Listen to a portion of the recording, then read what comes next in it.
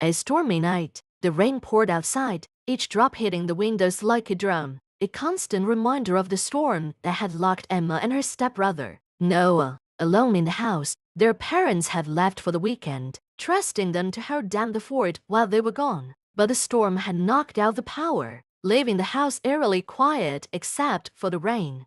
Emma was curled up on the couch, a blanket draped around her as she stared at the flickering candles she had lit to break the darkness. Noah Saturday across the room, his figure barely visible in the dim light. The storm had thrown off their plans, and now the only thing they had was time and an unspoken tension that had been building for months. Noah's presence had always been magnetic. He was charming, with a natural confidence that made him stand out. Emma tried to ignore the way her heart raced every time he looked at her, telling herself that he was just her stepbrother. But being alone with him now, the tension felt palpable, and she wasn't sure how long she could keep pretending.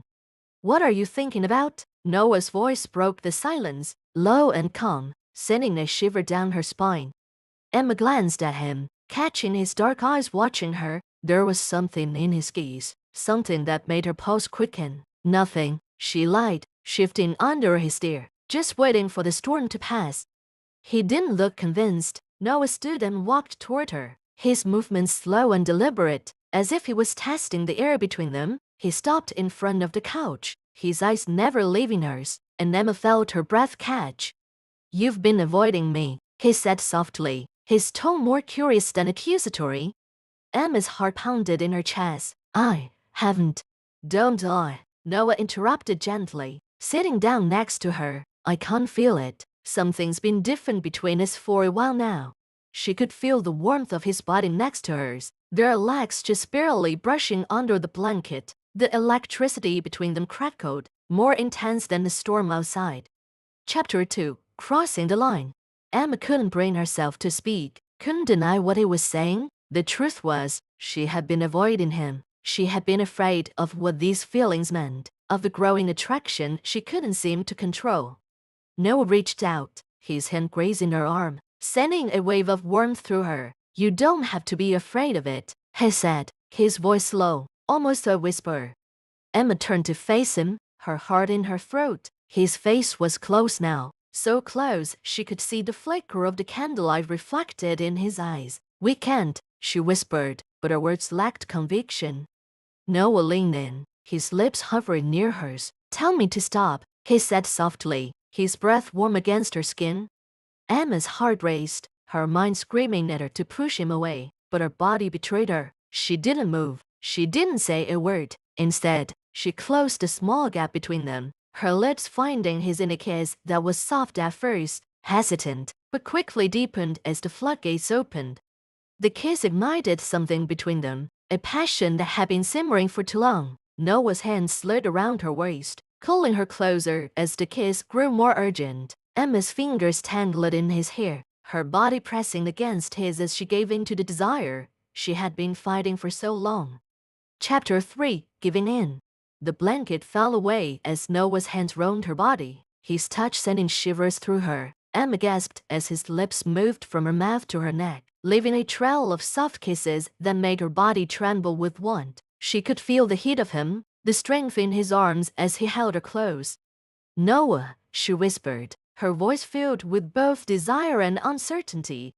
But it didn't stop. His hand slid beneath the fabric of her shirt, his touch soft but insistent, as if he was waiting for her to pull away, to say no. But Emma didn't. She wanted him more than she had ever wanted anyone. The storm outside seemed to fade away, leaving only the two of them, wrapped in the heat of the moment. Noah pulled back just enough to look into her eyes, his expression a mixture of desire and concern. "Are you sure?" he asked, his voice rough with need. Emma nodded, her breath shaky. "Yes," she whispered, her hands pulling him back to her. "I want this." With her words, any hesitation between them disappeared. They moved together with an urgency that had been building for months, their bodies finding a rhythm that felt both new and familiar. Noah's touch was electric, every brush of his skin against hers sending waves of pleasure through her. The world outside ceased to exist as they gave into the moment, their connection growing deeper with each touch, each kiss, It wasn't just physical, it was everything they had been holding back, all the unspoken feelings that had been simmering beneath the surface. Chapter 4. The morning after.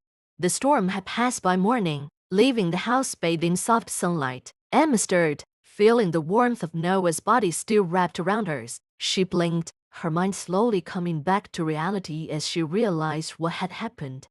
Noah was awake, his arm still around her as he watched her. There was no regret in his eyes, only a quiet certainty that made her heart ache. "Morning," he said softly, brushing a strand of hair from her face. "Morning," Emma replied, her voice barely above a whisper.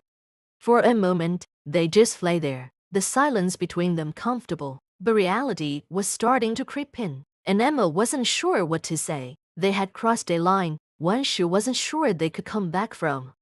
"We don't have to figure it all out right now," Noah said, as if reading her thoughts, "but I don't regret it, Emma, not for a second."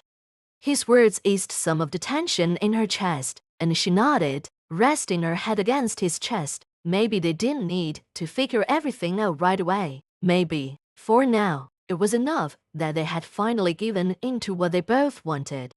As the morning sun filled the room, Emma felt a sense of calm wash over her. The future was uncertain, but for the first time in a long time, she didn't feel afraid. The end.